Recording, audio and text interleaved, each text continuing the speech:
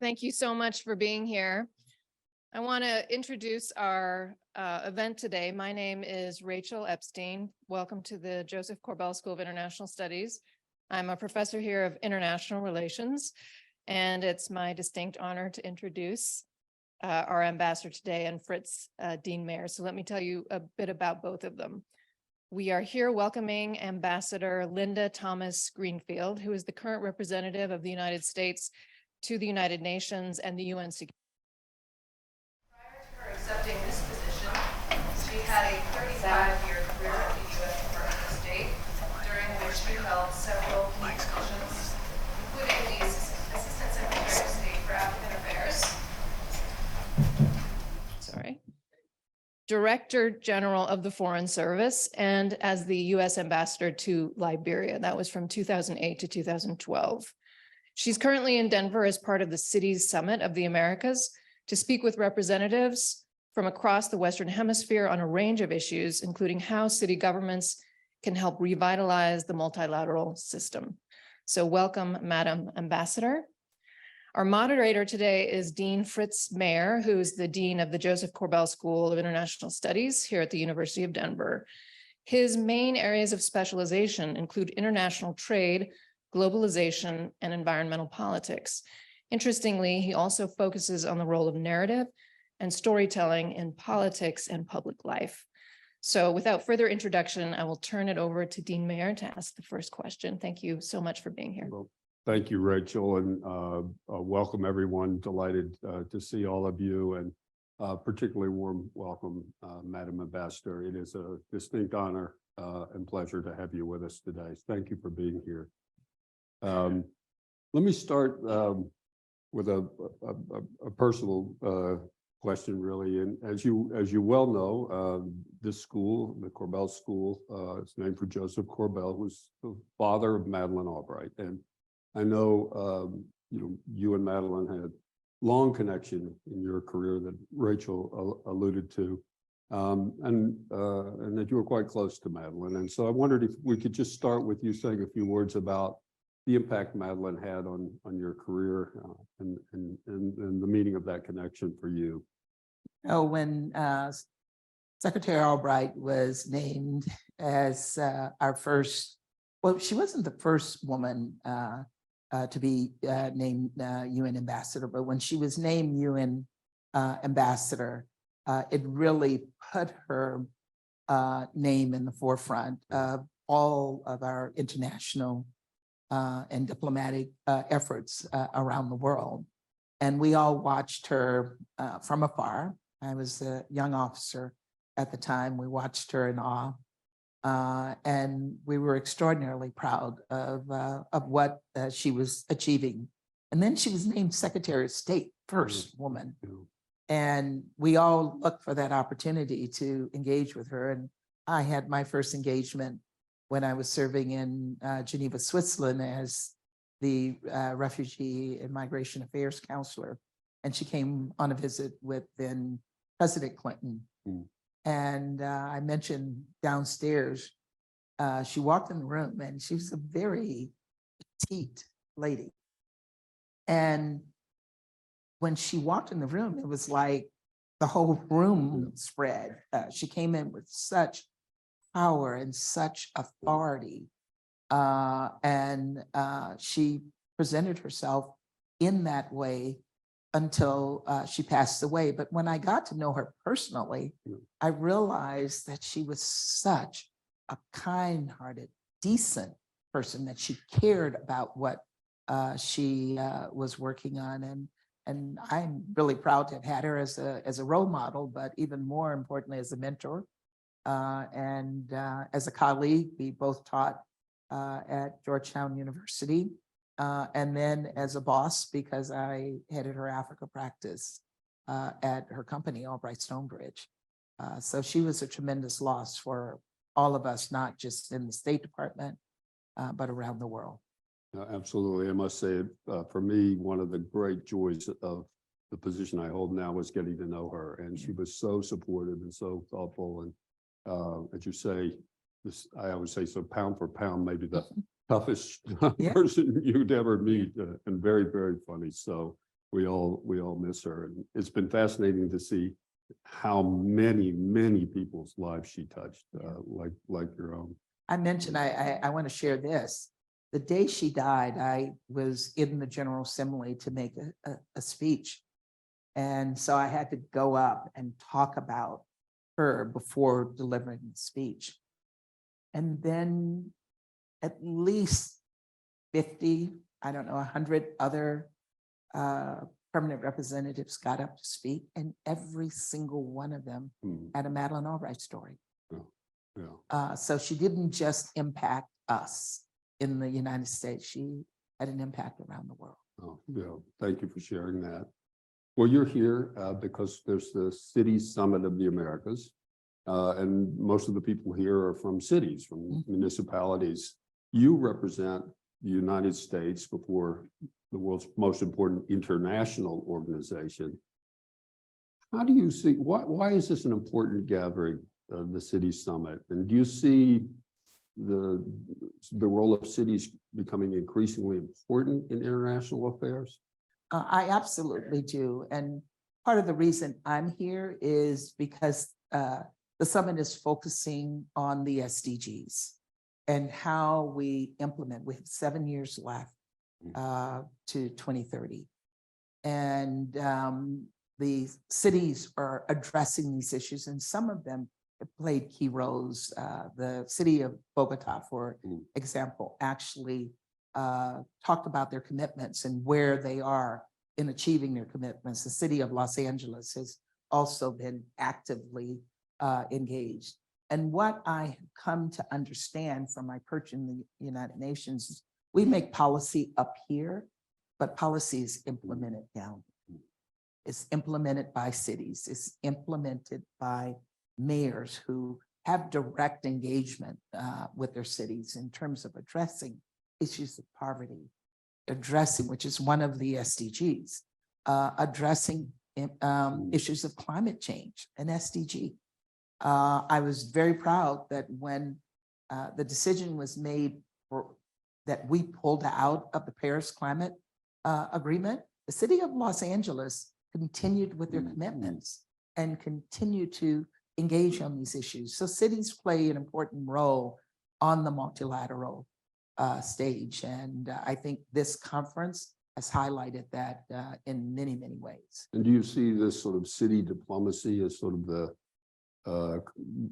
new and growing, increasingly important dimension of international relations? It is an increasingly important one. It's one that cities have played previously. Someone mentioned to me last night that there are only 2 things that cities can't do. They can't declare war and they can't sign treaties, but they can engage with countries. And even when I served as ambassador to Liberia, city mayors came to visit, to talk with countries about what they're doing to achieve some of the SDGs. And we have this amazing program of sister cities around the world. And Sister Cities has been an extraordinary diplomatic platform for us to engage with Americans at the level of cities, but also to engage with other countries. No, it's fascinating. It's been a fascinating week for us to have all these delegates here. Let me shift gears a little bit to a perhaps all too traditional international relations issue, and that's Russia and Russia's invasion of Ukraine.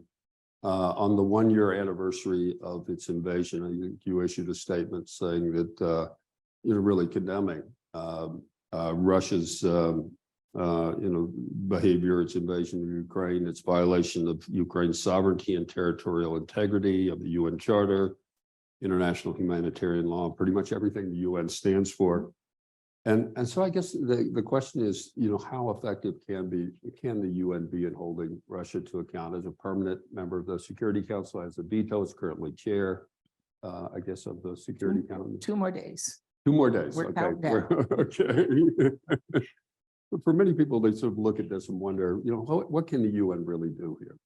The UN is a powerful platform. And I think it was Madeleine Albright who said, if we didn't have the UN, we would create it. And the UN has been extraordinarily effective in dealing with issues of war and peace, despite what we're seeing happening right now. It is a horrible thing that a permanent member of the Security Council has invaded a neighbor and really put a stake in the heart of everything we all believe in, all of the values of the Charter, the values of sovereignty and integrity. And so it is a challenge for us today in the Security Council. But we're still able to do work. We're still able to engage on issues. Yesterday, I was not sitting in the chair, but the council, with Russia sitting in the presidency, unanimously passed a resolution on Afghanistan.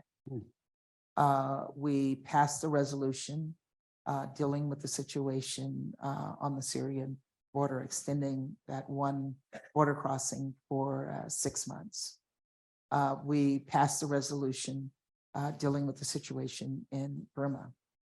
We've passed resolutions on Haiti. So while it's not business as usual, we're still getting the business of the Security Council done in some areas. And Secretary Blinken coined the phrase, we have to row. We can't just deal with Ukraine. We have to deal with the rest of the world. We had a meeting on Sudan earlier this week on Tuesday.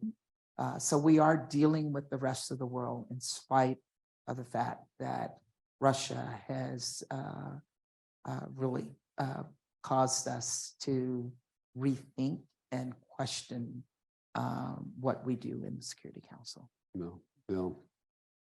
Let me turn to a different kind of a conflict, which is the conflict in Sudan right now. And first, congratulate you on the efforts that you and others have been making to forge a ceasefire and try to ameliorate this situation. Assuming that the ceasefire holds at least, what are the prospects there for peace? And I guess even the broader question is, why should this matter to us? Why is it important that we be trying to facilitate peace in Sudan?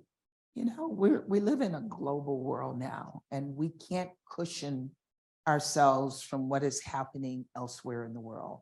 There's no such thing as isolationism anymore. Modern technology puts in front of us every single day what is happening elsewhere in the world, and those things impact us. There's 16,000 Americans in Sudan. We have to continue to engage on these issues because today it's Ukraine, tomorrow it's Sudan, the next day it may be on our borders. And this is the point that I constantly make to other countries who don't want to engage on these issues. If you don't engage today, it may be your problem tomorrow, and you will want us to engage on these issues. And despite what we read and hear in the politics of America, what I know is that Americans care. It doesn't matter which side of the political spectrum you are on. Americans are engaged every place in the world. And I get lots of letters from American citizens who want us to be involved on issues, and particularly when they relate to humanitarian issues, when they relate to life and death issues. Yeah. I'm always amazed at the range of issues you have that are on your plate. It's really quite extraordinary. When I took this job, I was an Africanist. I'd spent my entire career on the continent of Africa, spent a little bit of time in Pakistan. I served there, and I served in Jamaica, and I served in Geneva. But I studied Africa and lived in Africa before joining the Foreign Service. Thought, how can I do a job that covers the world? And what I learned very, very quickly is we all can do everything if we put our minds to it. And you may not be the expert, which is why I have lots of experts like Uda sitting here in the room, who can guide me and give me the knowledge that I need when I stand in front of the camera to make sure I'm on the mark. Yeah.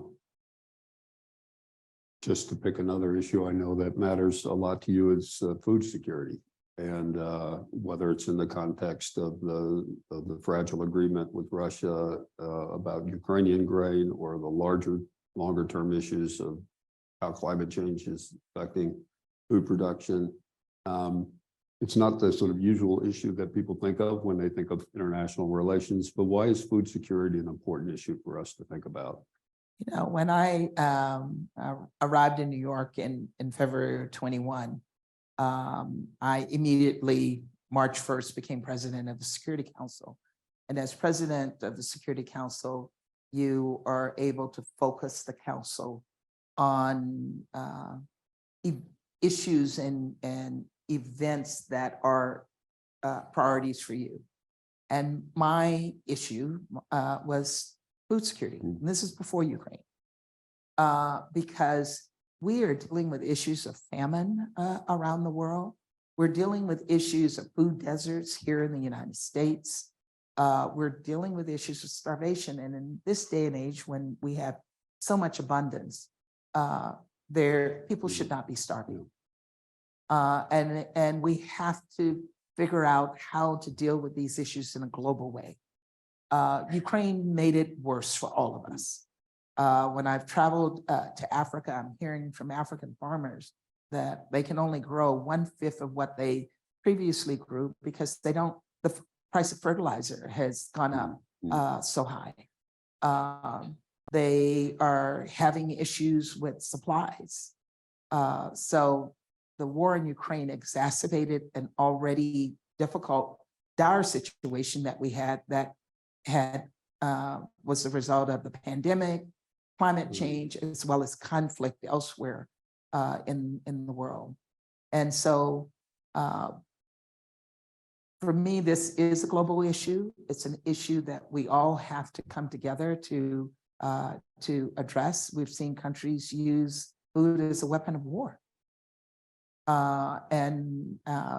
You know, that has to be one of those kind of lines that we have to fight against, allowing a country to use food. We're seeing Russia use food as a weapon of war.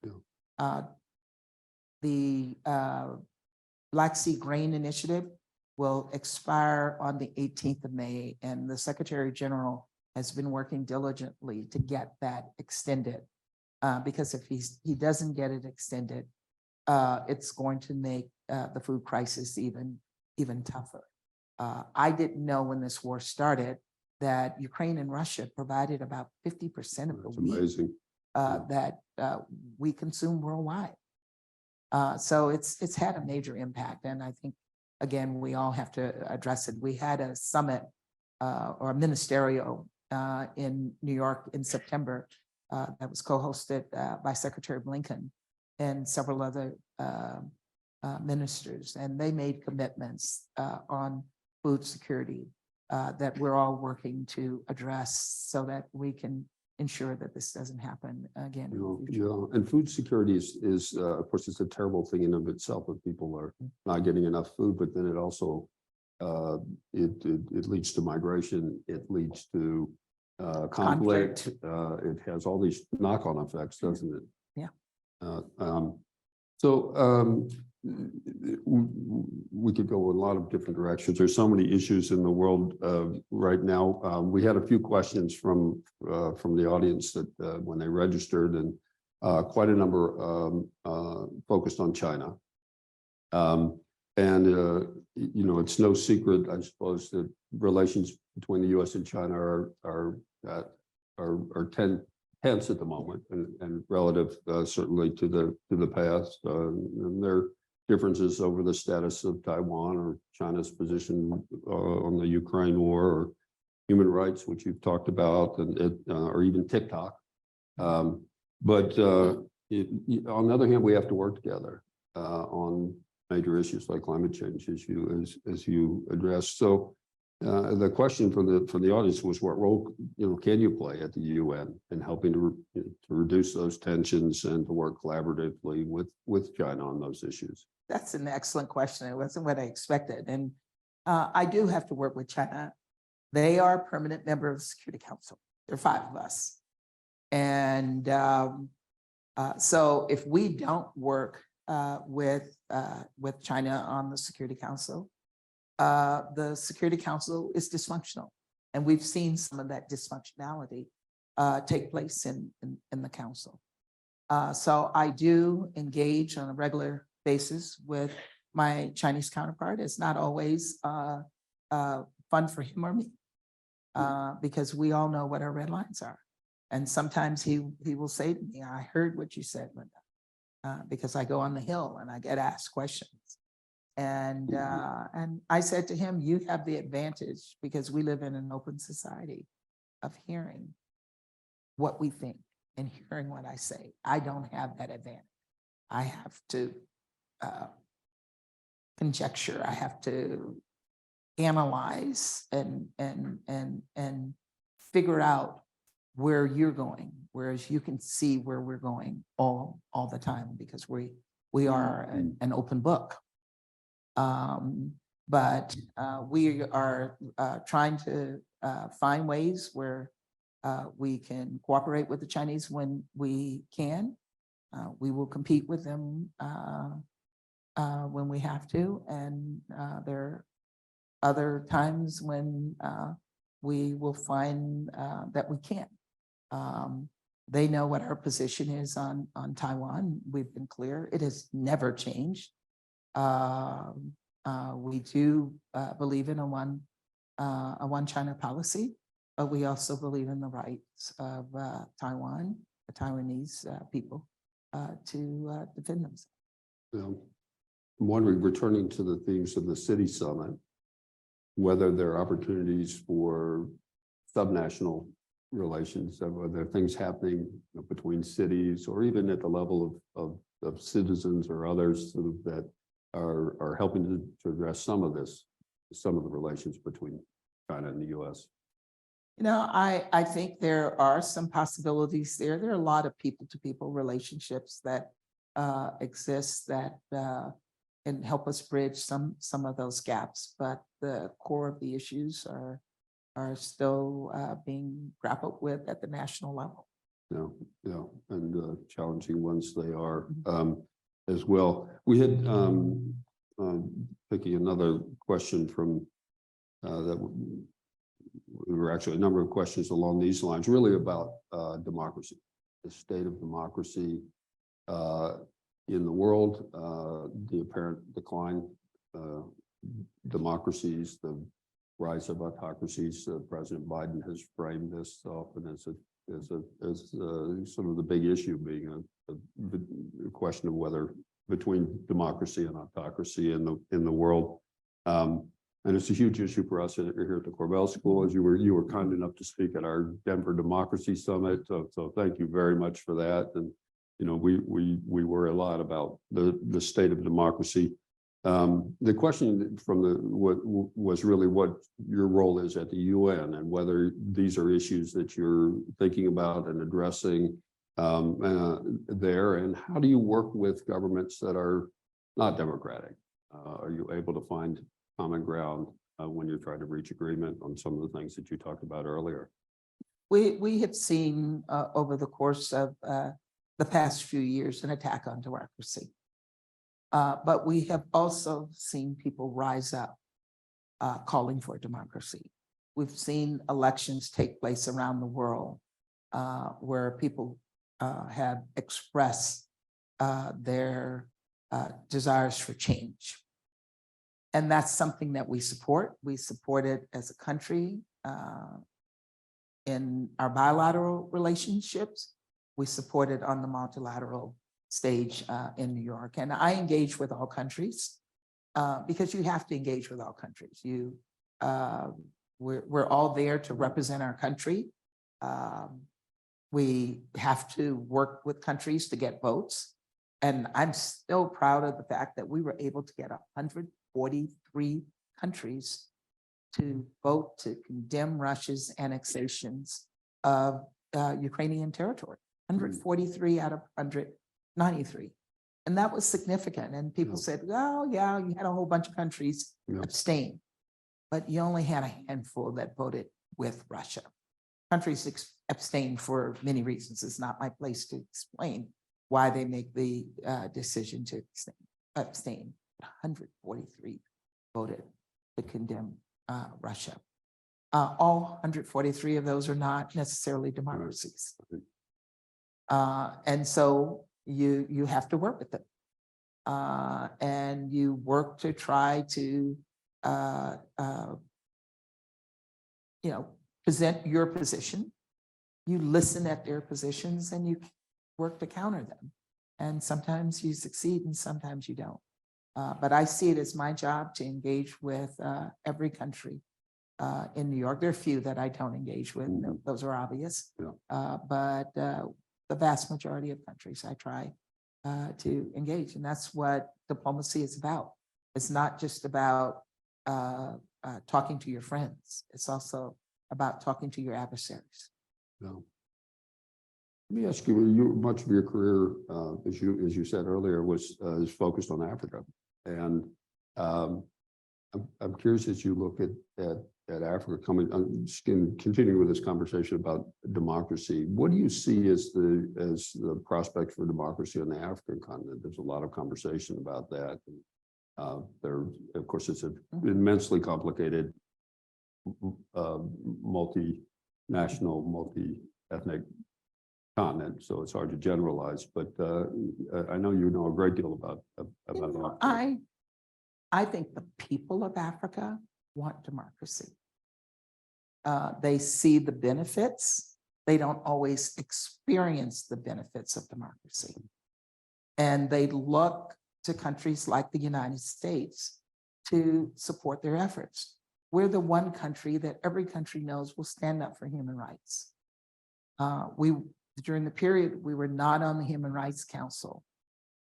Countries came to me afterwards to say, we missed you because when you were not there, we didn't have the power to act because your voice is so strong on issues of human rights. Our own country is not perfect. And I am the first to acknowledge that. I acknowledge it publicly. I get criticized because I acknowledge it. I'm not going to tell you that, I, am the best dresser in the world. I use that because my kids are always talking about my dress, but I'd like to think it. So I'm not going to tell you that our country is perfect. But I will tell you that we work for perfection every single day. We work to improve ourselves every single day, and countries see that, and they see the benefit.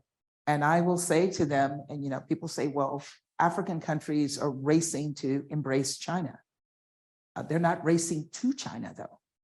They're not racing to migrate to China.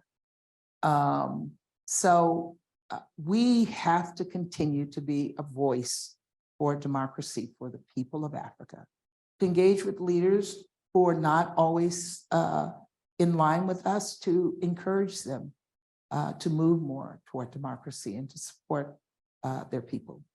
And so I do, in my own engagements, and having spent more than almost 40 years now on and off the continent of Africa, I know that there are some differences.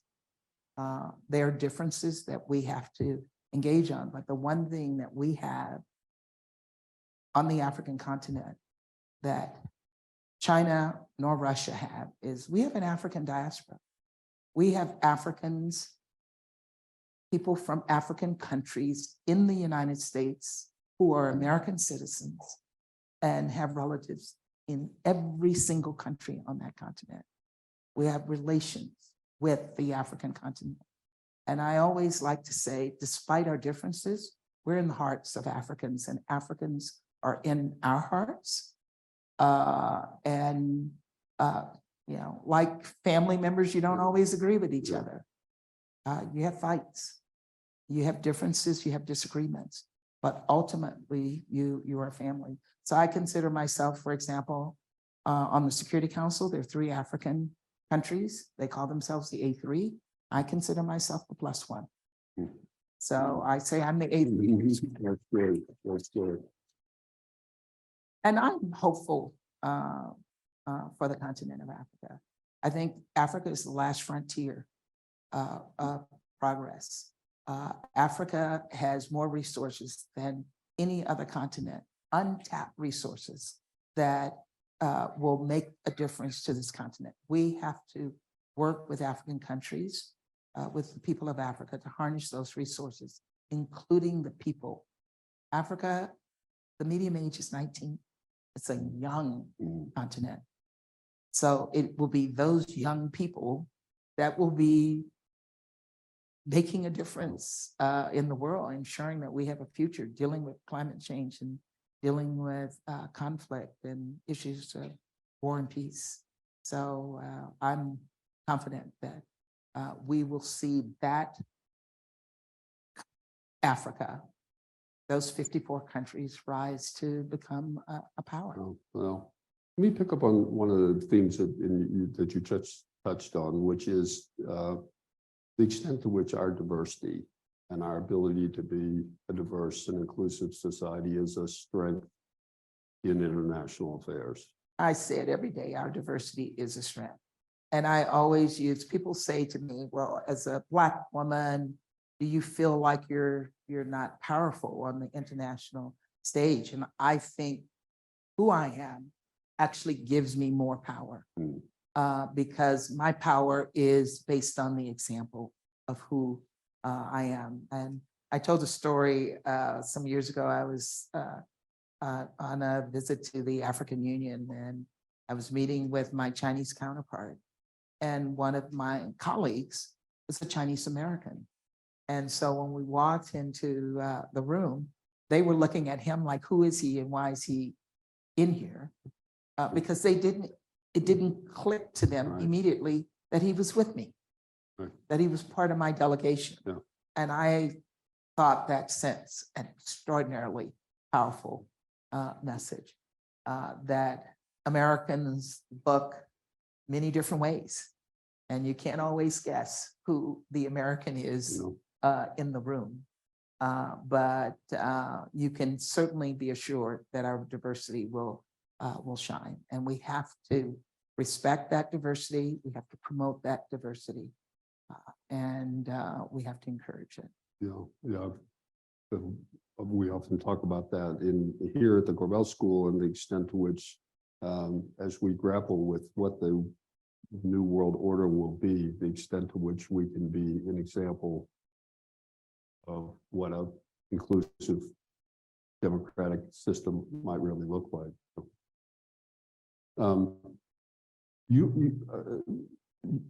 Several questions about your role as ambassador, what it's like to be the U.S. representative at the UN. One question was about what happens when your personal views might differ from those of the president, but I think you could answer that. But I'm just curious, what is it? I don't know how to say this. What does it feel like to be the representative of the United States at the United Nations? What does that responsibility feel like? I have to pinch myself sometimes, like, how did I get here? Now, I grew up in the segregated South. My parents were poor, hardworking, uneducated. This was not in my future. And so I do pinch myself when, sometimes I'm sitting there, or, I did Colbert, and that was like, I'm on Colbert. That would be frightening. It was. But I feel a tremendous sense of pride that I'm representing the United States of America. When I'm walking down the street and I have a Ukrainian on the other side of the street, a Ukrainian American, yelling, thank you for everything you're doing on Ukraine. Ethiopians from both sides of the battle that fortunately is over, thanking me for continuing to engage. They disagree with me on both sides. And I always love it when both sides disagree with me because I know I'm right. Yeah. So and again, but always thanking me. I spent most of my career working on refugee issues and just having a young person who currently works in the State Department, and I was speaking, he said, and I talked about the fact that I used to work in Dadaab refugee camp. And he said, I was a refugee in Dadaab refugee camp, and you were responsible for bringing me to the States. And then fast forward that to sitting in the Security Council every single day, and every single person listening at every word that I say, dissecting every word that I say. So I sometimes have to be really careful. I don't feel, complete freedom to say exactly what I'd like to say, I don't feel the freedom to throw out a curse word every once in a while because I won't be able to live it down. Yeah, you can do that here. They will be throwing it at me for forever. But I represent the United States of America. And it makes me proud. What makes me proud is that other people are proud of me. So it's a huge, almost a burden for me because you want to do well, and failure is not an option. And that failure is not, and I've lived my whole life with the feeling that failure was not an option. But here on this stage, failure is never an option. And that is a huge, huge burden. But it's one that I know I have to carry. Yeah. Well, I know your schedule is crazy, and unfortunately, we have a hard stop at this point. You have to do all the things. I can't even imagine the schedule that you keep. But let me just say how proud we are that you are here. How proud we are of you as our representative at the United Nations. How extraordinary a career you've had, and how privileged we are and thankful that you've been with us today. So please join me in thanking the ambassador for her remarks today. Thank you.